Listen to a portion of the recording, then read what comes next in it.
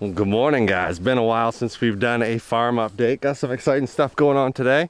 Got Susie Q loaded up with some brush. We're gonna go check on the food plot. We are going to check a bunch of cameras. We're gonna brush in the food plot stand a little bit better so it's not so open and opened. But some exciting stuff going on. Sarah and I finally named our 220 acres. I don't know why it didn't hit us at first, but we've been bouncing around with some names. Finally settled on Land of Oz. At some point in time, once we build the road that comes into here, which will be our driveway, I'd like to have a wooden sign, like a ranch kind of thing that says Land of Oz. We'll just call it the Oz for short. Sarah's mother, my mother-in-law, graciously gave us a camper that she used to live in back when she was building her dream home. And Dad took his camper home with him to put a new roof on. After this moose shed season and bird season, we realized how much we missed having it up in the North Maine woods, so it'll end up going back up there. We now have a camp and a place to live here, which is super exciting. And on top of it, we just got power hooked up to it. So we're making some redneck baller moves, if you will, and we're pretty excited about it. We haven't even really figured out how to run the camper yet. The power was just hooked up like a day and a half ago, 2 days ago, so we'll be out here at some point this weekend trying to figure out how to even run the camper and how things work on that. But right now I'm just going to make a quick trip out to here. I got an apple tree probably 100 yards out through here, nice big apple tree. Last year it produced a ton of apples, and I got probably, I don't know, close to 10,000 pictures by now. And this year, it's just not really producing a lot of apples. So I'm gonna snag that camera off there because I got other places I'd like to put it to just kind of check out. So yeah, I'll be right back. I came from the mud, there's dirt on my hands. Strong like a tree, there's roots where I stand.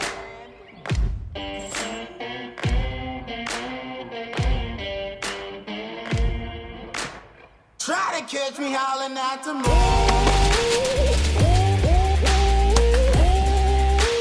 Try to catch me howling at the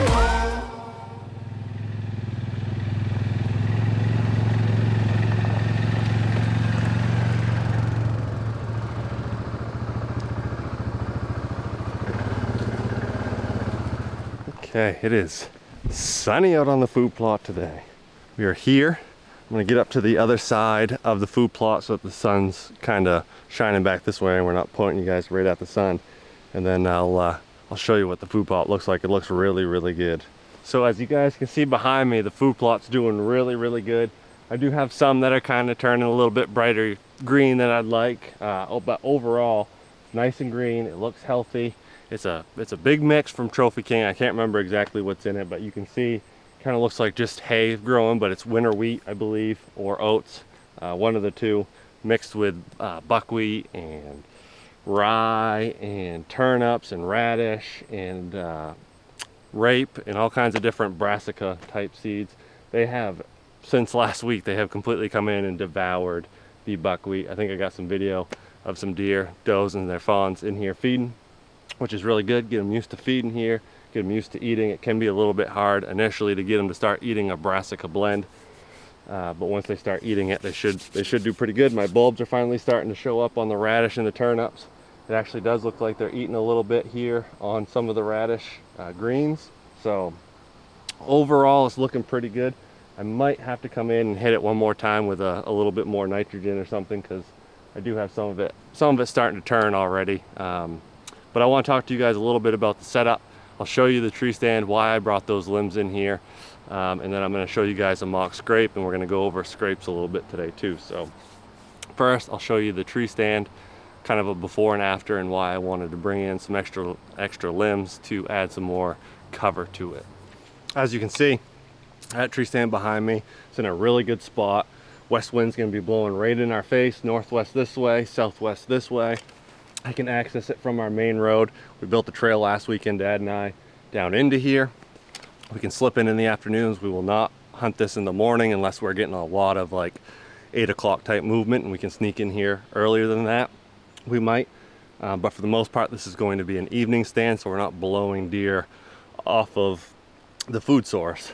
But as you can see in that shot, it needs a little bit more cover. It is a little bit wide open, but it is in a tree. It's a cedar tree. It is going to always have those limbs on it, which is nice. But again, I would like a little bit more around me, so I brought some spruce limbs from home just because I knew that the limbs were going to be good. I'm going to try to zip tie them to the frame of the ladder so that they just kind of sit out in front of us and don't impede with our shooting lanes, but also give us some cover so we can move a little bit. Also, I should make a note before I finish climbing. Don't do as I do. I forgot my safety harness. I probably should go home. If it wasn't a 40-minute round trip just to do it, I would go grab it if it was quicker.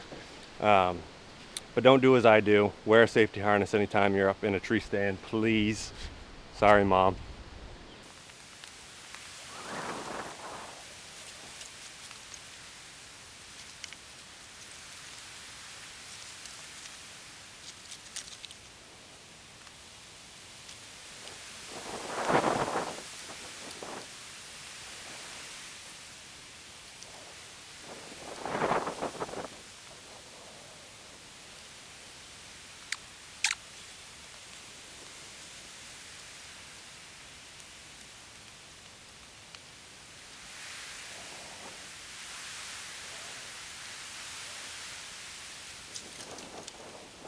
So as you guys can see, I got that brushed in a little bit better. It's still not like crazy. I don't want to get it to the point where I can't climb up the ladder. Obviously, I still have to climb up the ladder unobstructed with a backpack on and be able to shoot out in front of us. So I can't put that much stuff right in the front of it, but I got stuff on the sides and I feel a lot better about it. I feel way more secure, like I can get away with a little bit more movement while I'm up in the stand. Just looking at it from here where the scrape is, it's way better. So now, as you guys can see behind me, this limb right here is one of my licking branches. Again, I'm using spruce boughs. I have really good luck with spruce boughs here in Maine for licking branches. Just want to go over a couple little things. I think when guys think of mock scrapes, they put a lot of focus in on the ground scrape itself, and that is a very small portion used a very limited amount of time during the year, where the deer are getting all their information, where they're leaving 90% of their scent is on that branch right there. Every deer that walks by a branch like this in an established area is going to touch it. Does, fawns, big bucks, little bucks, it doesn't matter. This is nothing more than a communication post for them. Kind of look at it, I guess, the best way that I've ever heard it described is it's sort of like a fire hydrant for your dog. Doesn't matter what fire hydrant there is on the side of the road, every dog's gonna veer off the trail, go to it, they're gonna smell it, leave their scent. Same exact thing we're doing here with a licking branch and a ground scrape underneath it. I've tested a lot of different scents, Tinks, Conquest, all kinds of different stuff over the years, and the biggest thing I found out is 9 times out of 10, you don't need any sort of scent at all. This scrape right here hasn't been hit a whole lot. This is a good example of a scrape that could potentially fail for me, actually, because it's a little bit off the beaten path of the natural deer movement. Natural deer movement is going to be from corner to corner in this food plot. I want to bring those deer across this field to this. In this situation, I probably should use some sort of deer scent just to initially get them over here. It looks like there has been some deer. There's some deer tracks in it. I don't have a great spot to put a camera on this scrape in particular, so I'm not going to have one over it, unfortunately, but it looks like there's some fawn tracks in it anyway. Hang it low, lower than you think. I have some footage or pictures, I can't remember, of chest high limbs, and a spike horn couldn't even touch it. A buck we called Cruz last year, he could barely even reach it. So get that lower than you think, like belt height, groin height on a 6-foot guy. Get it low, get it in their face. You want everything to be able to touch that limb. Again, the limb itself, the overhanging branch on your scrape, is going to be the most important thing. I'll go to our next spot here. I'll show you that setup. That one's really good. It's in just kind of a funnel area, sort of a between bedding and food source type of a spot. That one's being hit really good right now. I'll show you some videos and stuff of that and explain why that one has a higher success rate versus one that's off the beaten path, trying to pull deer off of their natural movement to it. The biggest reason that I put this over here, the largest and only reason that I put it over here, is because I want it in bow range. It's 16 yards from my stand.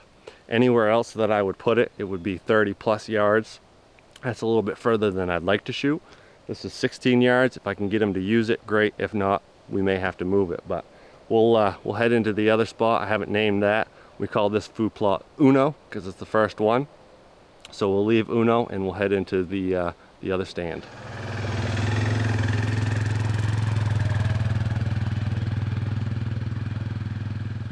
Okay, we're down at my second ladder stand. I'm going to be a little bit more quiet here because out over in here I got about 20 to 25 acres that I'm trying to designate to all deer all the time, like Jeff Sturges on his channel talks about all the time, giving those deer a place to live. This is a stand that's going to should be really good in the mornings. It was really good in the mornings last year. This is the first spot that I ever got pictures of high 6, got pictures of Mr. Clean, buck we call Sunshine fighting in here. A lot of pretty good daylight pictures down in here. We added a nice ladder stand, again with a hang on for filming if I ever sit with a cameraman or decide to sit with Dad or Sarah or something like that. If you look right here, something I'm trying to get in the habit of doing is getting the cameras up out of the face. This is a bracket made by Fam Bam Outdoors. I'll link those guys down below. We're not theoretically sponsored by them or anything like that. They just really like our channel, wanted us to try their products out, so we're doing that. So far they've been really good. We've had some feedback back and forth. They've updated a couple of things and are sending me out a couple other ones to try out that we've updated based off of the comments that I had on it. But so far so good with these. Gets them up high. I'll get some close-ups here of it too for you.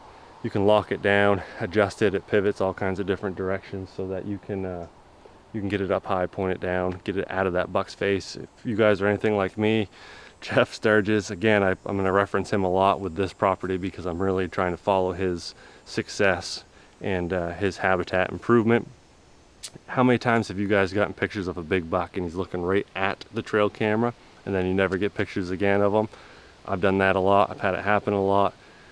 Getting those cameras up out of their face, I think, is going to really help eliminate some of that because now it's not in their zone. It's up above them. It doesn't even exist to them. So this is a example of I don't want to call it a foolproof, but an example of a mock scrape that I put out that is set up for success. I got a trail that comes out right here below me and it splits right here and it comes right underneath it. It's right in their face. They almost have to go around it or hit their heads on it just to get around it anyway. I've already had some really good footage of Mr. Clean on it. I've had some does coming in on it. Haven't checked this camera yet, so if I'm overlaying anything right now, you guys are seeing it for the first time before I'm actually even seeing it here right now. So it's a really good spot. Not a ton of shooting lanes from this ladder stand. You're pretty much going to be point blank. That's what I like about it. Super close, super protected. Feels like a safe zone. And yeah, so basically I'm going to swap these cars out, make sure the battery's good. As of today, it is September 4th. Down here on this end of the farm, I got a box blind set up on not a box blind, but a ground blind set up over the meadow. And I got this tree stand here. I have the tree stand set up over the food plot. So as far as I'm concerned, this end of the property, we're done. Our season doesn't open up until October 3rd, but I do not have to come in here at all anymore the rest of the season. I can give it a whole entire month to just chill out, relax, let those deer be comfortable, come in here on those west winds on good days, and hopefully ambush a big buck. If you guys want any more tips or tricks or anything like that, again, this mock scrape's been getting hit really good, and I've used 0 scent. I don't need to use any scent. They're putting the scent down themselves. But if you guys want me to get into any more depth or detail about anything like this, just let me know in the description below. If I get enough feedback from it, I'll do a video just solely based on that. I got a bunch of other tree stands I still got to put up on the other end of the property, so we can do step by step on what I'm looking for, why I'm putting it, where I'm putting it, that kind of stuff. But just wanted to fly over it a little bit for you guys today. This one's set up for success. The other one we might have to move, but potentially is a good spot as well. Well, that's going to do it from the land of the Oz, guys. I hope you enjoyed this little farm update. The food plot's coming good. Like I said, I probably should give it a little bit more nitrogen. Some of it's looking a little bit blah, but I think that's just based on the fact that we're actually getting realistically a little bit too much rain. So a little bit more moisture in the ground than what they should have, but that's all right. This side of the farm, like I said, we're done. We're not going to be in here. Next time you see us down in this area, we're going to have a bow in our hand. We're going to be up in one of those tree stands, which is mind-blowing. I still have a bunch of work to do on the other end of the farm as far as scouting, which I'm going to do today. Got a couple trail cameras to put out. Going to check a handful of trail cameras. If anything cool is happening, I'll play those pictures and videos right here at the end. If not, thanks for watching, guys. Hope you learned something. We appreciate all the views. We appreciate you using the coupon code CALM at SKREgear.com and going to our Calm Before the Storm website to purchase any sort of swag. So thank you again, guys. We appreciate it. We'll see you on the next one.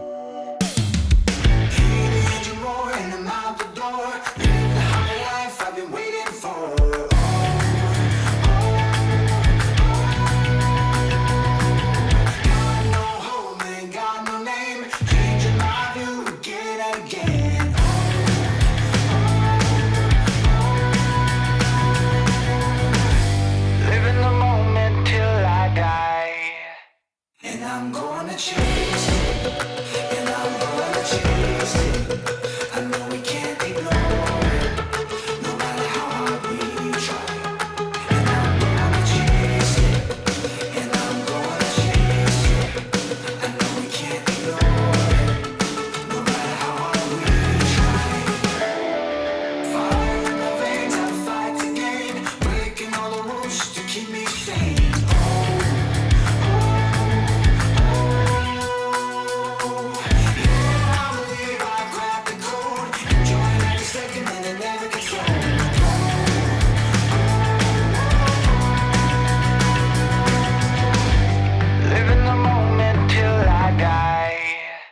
And I'm gonna chase it, and I'm gonna chase it. I know we can't ignore it, no matter how hard we try. And I'm gonna chase it, and I'm gonna chase it. I know we can't ignore it, no matter how hard we try. No matter how hard we try.